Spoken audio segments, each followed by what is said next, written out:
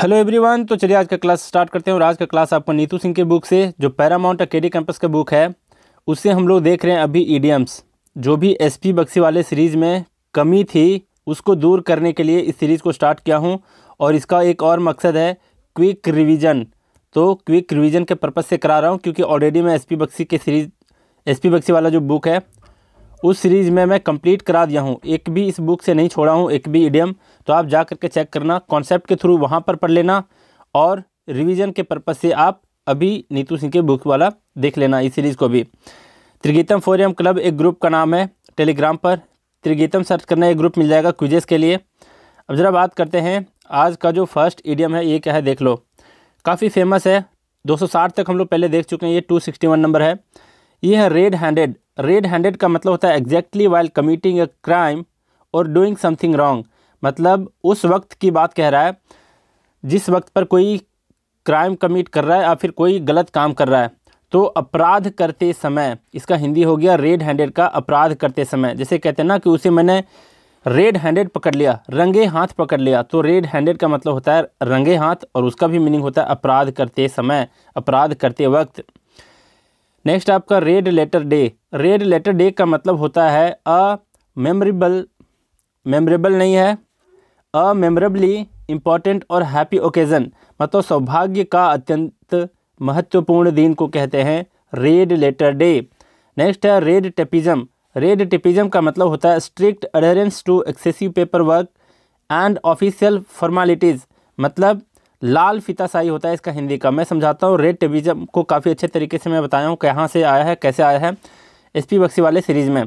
तो इसका मतलब होता है कि आप कभी ऑफिशियल गवर्नमेंट का ऑफिशियल जब जाते हो, ऑफिसेस जाते हो, ब्लॉक जाते हो, तो वहाँ पर क्या होता है बहुत सारी फॉर्मेलिटीज़ होती हैं। जैसे कुछ लोग कहते हैं आओ कल करेंगे, है ना, इससे साइन कराओ, उससे साइन कराओ।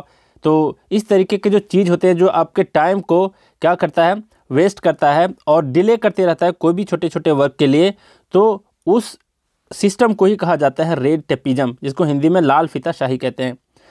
नेक्स्ट आपका rest on one's laurels. Rest on one's laurels का मतलब होता है depending on the achievement made in the past. मतलब भूतकाल के उपलब्धि पर निर्भर रहना, ये कहलाता है rest on one's laurels. Next है राइम और रीजन। राइम और रीजन का मतलब होता है सेंस, लॉजिक और मीनिंग। मतलब किसी भी कारण से, ये कहलाता है राइम और रीजन। नेक्स्ट है राइट हैंड मैन। कहते हैं ना, कहते हुए सुना होगा कि वो सीएम का राइट हैंड है।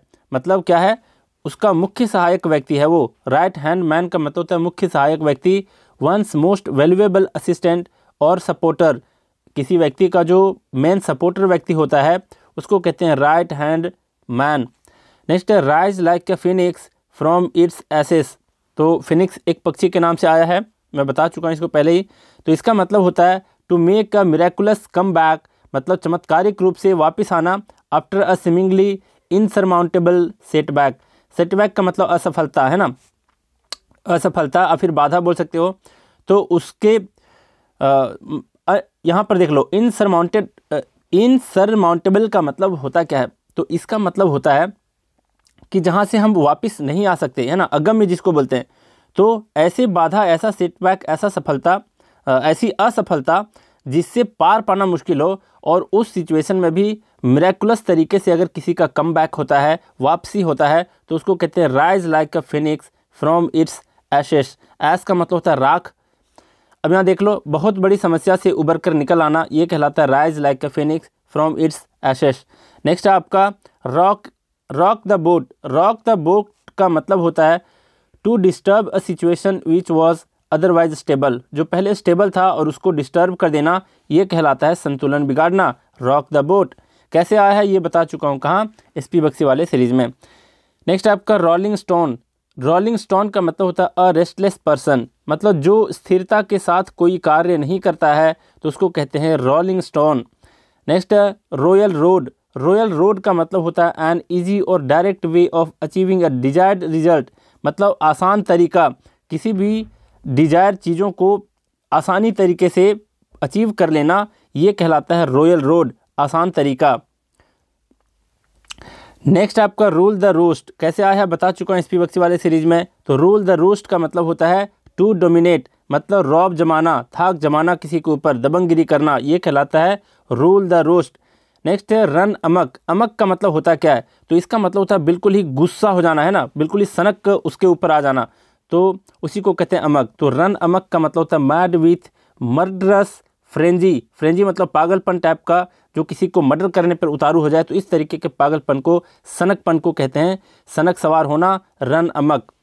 नेक्स्ट है आपका run in the same groove. इसका मतलब है मेंटेनिंग अ स्वीट रिलेशनशिप, मतलब संबंधों को मधुर बनाए रखना, ये कहलाता है run in the same groove. Next है रन ऑफ द मील, जिसका मतलब होता है एवरेज या फिर कॉमन, सामान्य जिसको कहते हैं, रन ऑफ द मील कहलाता है। नेक्स्ट है रन द गॉन्टलेट। गॉन्टलेट का मतलब होता है ग्लव्स, जो आप लोग हाथ में ग्लव्स पहनते हो ठंडी मौसम में, उसको ग्लव्स कहते हैं। लेकिन अगर लोहा का कोई पहन रखा है लड़ाई के दौरान, युद्ध के दौरान, तो उस तरीके के ग्लव्स को कहा जाता था गॉन्टलेट। तो रन द गॉन्टलेट का मतलब होता क्या है, तो इसका मतलब होता है आपका to go through an unpleasant experience, मतलब बुरे अनुभव से गुजरना, रन द गॉन्टलेट कहलाता है। नेक्स्ट है सेल अंडर फॉल्स कलर्स, मतलब to pretend to be something that you are not, है ना, मतलब ढोंग रचना, है ना, ढोंग करना, धोखा देना किसी को, मतलब जो आपका ट्रू कलर है उससे डिफरेंट होना, ये कहलाता है सेल अंडर फॉल्स कलर्स, मतलब किसी को धोखा देना।